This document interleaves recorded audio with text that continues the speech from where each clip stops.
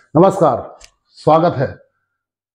अभिनंदन स्वीकार करें जितेंद्र त्रिपाठी का। दोस्तों, कभी कभी ऐसा वाकया लाइफ में हो जाता है कि वाकई जो है सर चकरा जाता है। मैं सोच रहा था कि जैसे इंडिया में जो रहते हैं उनको इंडियंस कहते हैं, जो रशिया में रहते हैं उनको रशियंस कहते हैं, मलेशिया में मलेशियंस, इंडोनेशिया में इंडोनेशियंस, ऑस्ट्रेलिया में ऑस्ट्रेलियंस, ऑस्ट्रिया में ऑस्ट्रियंस। ऐसे बहुत सारे कंट्रीज हैं जिनका नाम में बाद में जो है IA आता है। रशिया हो गया, इंडिया हो गया, अल्बानिया हो गया, नामीबिया हो गया, ज़ैम्बिया हो गया, ऑस्ट्रेलिया, पता नहीं बहुत सारे दोस्त हैं। करीब करीब 28, 30, 35 देश हैं जिनके नाम के आगे IA आता है। तो वो ऑस्ट्रेलियंस और इंडियंस और मलेशियंस, इंडोनेशियंस। तो वैसे ही एक शब्द से मैं टकरा गया, ये आपके सामने लिखा हुआ है, ये है पैराप्रोसडोकियंस। अब मैंने जब इस शब्द को देखा है तो काफी लंबा और काफी मुश्किल भी है प्रोनाउंस करना इसको। मैंने सोचा कि ये लोग कहाँ के हैं पैराप्रोसडोकियंस। तो पूरी दुनिया में देखा, ऐसा कोई देश ही नहीं मिला जिसका नाम होगा पैराप्रोसडोकिया। तो मैं बड़ा चक्कर में पड़ गया। फिर मैं गूगल करने लगा तो मैंने देखा कि ये तो कोई और ही चीज है, इस नाम का कोई देश है ही नहीं यहाँ पे। तो इस चीज को तो मैं आगे बढ़ा ही देता हूँ। अब ये क्या है, जो मैंने जब गूगल में देखा इसको और बाकी रिसर्च किया तो ये पता लगा कि ये इंग्लिश वर्ड है पैराप्रोसडोकियंस। और इसका मतलब क्या होता है? मतलब इसका ये होता है कि किसी सेंटेंस का जो पहला पार्ट है, जब आप उसको बोलते हैं तो आप उसी भावना में चले जाते हैं कि जो ये पहला पार्ट है इसी से संबंधित इसका दूसरा पार्ट, इसका जो अंत होगा वो उसी भावना से या उसी विचार से, उसी लय में अंत होगा जहां से पहली शुरुआत हुई। लेकिन ऐसा है नहीं।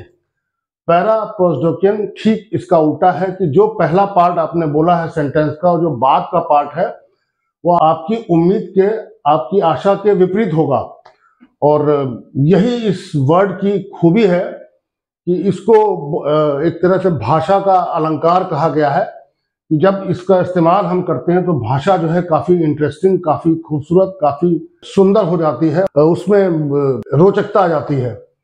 तो ऐसे कुछ एग्जांपल्स हैं, अभी मैं आपको बताऊंगा। और ये बहुत छोटा सा सेशन है, बस खाली इस वर्ड को इंट्रोड्यूस करने के लिए। तो इस वर्ड के बारे में आज आपको पूरी जानकारी मैं दे रहा हूं। ये पैराप्रोसडोकियन जो है ये बेसिकली ग्रीक वर्ड से आता है, पैराप्रोसडोकिया। तो इसमें जो इसका पैरा का मतलब है, ग्रीक वर्ड जो ये पैरा है ये ग्रीक में लिखा हुआ है, इसका मतलब होता है अगेंस्ट। और प्रोसडोकिया का मतलब है एक्सपेक्टेशन। तो वही जो मैंने जैसा कि आपको शुरू में बताया कि ये जो पूरा सेंटेंस है वो पहले पार्ट में कुछ और होगा और पहले पार्ट के एक्सपेक्टेशन के अगेंस्ट जो है दूसरा पार्ट जो है वो सेंटेंस को अंत कर रहा होगा, ऐसा इसका जो मतलब है। और ये ग्रीक राइटर्स ने काफी कुछ बहुत ज्यादा इसको यूज किया और शुरुआत जो है इसकी 1st century BC, 2nd century BC वहां से हुई। मतलब वही है, कॉन्ट्ररी टू एक्सपेक्टेशन।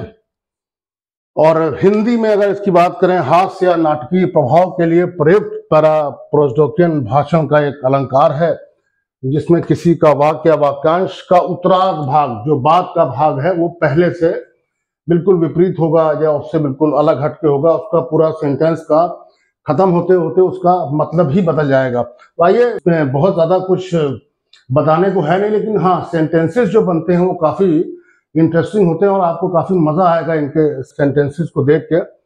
देखिए, जैसे एक पार्ट सेंटेंस का है, योर किड्स विल स्क्रीम।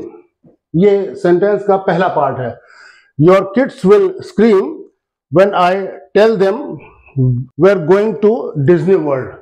अब देखिए, पहला पार्ट में योर किड्स विल स्क्रीम ऐसा लग रहा है कि कोई डरावनी बात कहने जा रहे हैं या कोई डरावनी घटना होने जा रही है या कोई डरावना दृश्य उपस्थित होने जा रहा है। लेकिन दूसरे पार्ट में आते आते इसका जो मतलब है वो बदल जाता है, when I tell them we are going to Disney world.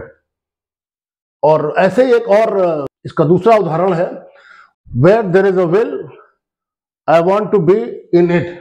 फिर एक और इसका एग्जाम्पल है, I haven't slept for 10 days। अब ये इस सेंटेंस का पहला पार्ट है। अब इससे व्हेनेवर आई से कि आई हैवंट स्लेप्ट फॉर 10 days, इसका कोई और मतलब, ये किसी और दिशा में बात जा रही है, मगर सेंटेंस अंत कहाँ हो रहा है, I haven't slept for 10 days because that would be too long. तो ये थोड़ा सा ह्यूमर का पार्ट और थोड़ा सस्पेंस का पार्ट इसमें आ जाता है। फिर एक और एग्जांपल है, with great power comes great responsibility की बात आती है। तो यहाँ पे क्या है, with great power comes great electricity bill. अब वो आखिरी का जो वर्ड आते आते पूरा इसका मतलब जो है वो बदल जाता है। ऐसे और भी सारे एग्जांपल्स हैं, ये मैंने यहाँ पे जुटाए हैं आपके लिए। तो where there is a will, ये तो हो गया। The last thing I want to do is hurt you but it's still on my list. वो पूरा देखिए मतलब बदल जाता है। यहाँ से शुरुआत सेंटेंस की कुछ होती है और बाद में जाके कुछ हो जाता है। If I agreed with you we both be wrong, we never really grow up, we only learn how to act in public. अब यहाँ भी देखिए उसका मतलब बदला है। काफी सारे एग्जाम्पल है। War does not determine who is right, only who is left. ऐसे और भी एग्जाम्पल दिए हैं। Knowledge is knowing a tomato is a fruit, wisdom is not putting it in a fruit salad.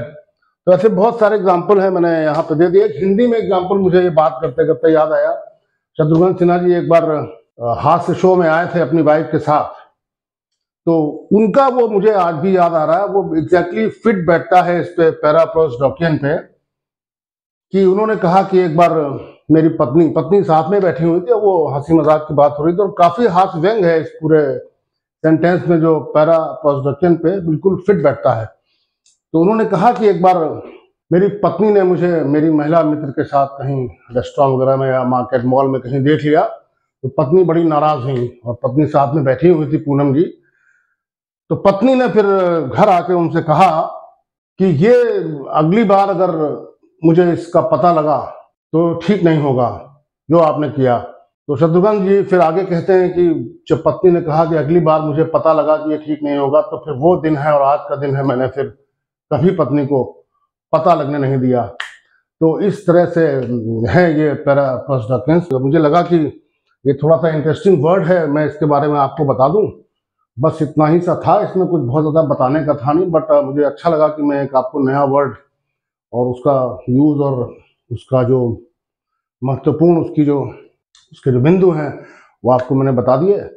मुझे लगा आपको ये पसंद आएगा, और अगर आपको पसंद आया हो तो मेरे चैनल को सब्सक्राइब करें, लाइक करें, शेयर करें। और इस बारे में हाँ, मैं आपसे ज़रूर गुजारिश करूंगा कि आपके दिमाग में भी अगर कोई पैराप्रोसोडोकियन जैसा शब्द, चाहे इंग्लिश में हो चाहे हिंदी में हो, मुझे कमेंट बॉक्स में ज़रूर जो है उसको लिखें और बताएं, तो मैं उसको आगे बताऊंगा। तो उम्मीद है आपको ये छोटी सी प्रस्तुति पसंद आई होगी दोस्तों। नमस्कार।